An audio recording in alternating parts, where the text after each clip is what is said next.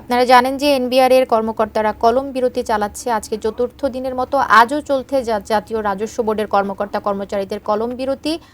কি খবর সেখানে সেটা একটু আমরা জানবো। আমাদের সহকর্মী মাহাদি সেকেন্দার আছেন সেখানে। সেকেন্দার, কি অবস্থা এখন সেখান থেকে? পরবর্তী কোনো কর্মসূচি তারা দিয়েছে কিনা, কি অবস্থা? কর্মকর্তা কর্মচারীদের যে কলম বিরতি কর্মসূচি সেটি চলছে।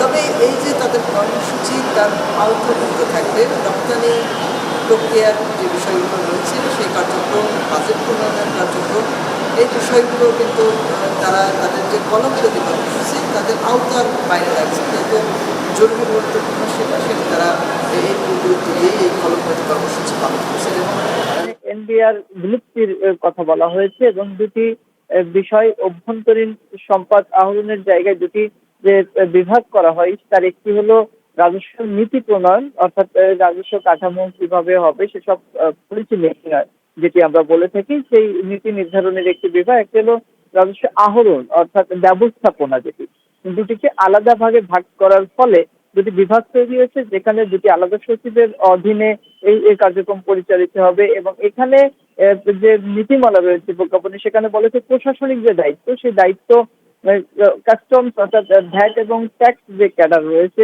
এর বাইরে এসে যারা অ্যাডমিন ক্যাডার অর্থাৎ প্রশাসনিক যে জায়গা, সেখানে তারাও আসতে পারবেন শূন্য পদ পূরণ সাপেক্ষে। তো এই জায়গায় বিরোধিতা করছেন, যেহেতু তাদের নিজস্ব একটি প্রক্রিয়া রয়েছে, তারা এখানে অভিজ্ঞ সম্পন্ন এবং ট্যাক্স এবং ভ্যাট কালেকশন সহ অন্যান্য যে বিষয় আছে দীর্ঘদিনের অভিজ্ঞতার আলোকেই তারা এই বিষয়গুলো করে আসছেন।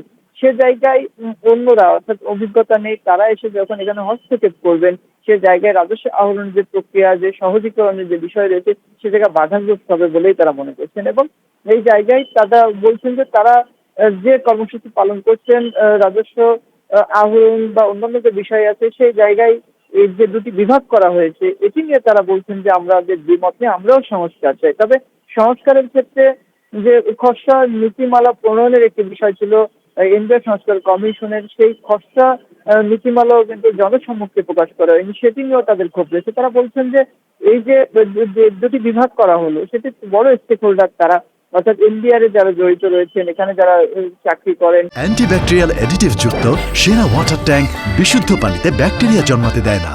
দীর্ঘদিনের কাজের অভিজ্ঞতা, তাদের সাথে আলাপ আলোচনা ছাড়াই এই দুটি বিভাগ করা হয়েছে এবং গভীর রাতে একটি প্রজ্ঞাপন জারির মাধ্যমে এর বিরোধিতা করছেন তারা। এবং একই সাথে খসড়া যে নীতিমালা, সেটি আসলে কি ছিল, অন্যান্য যে সংস্কার কমিশনের যে রিপোর্ট রয়েছে, যেমন শ্বেতপত্র প্রণয়ন কমিটি সহ অন্যান্য যে বিষয় রয়েছে, সেটি কিন্তু জনসম্মুখে প্রকাশ করা হয়েছে।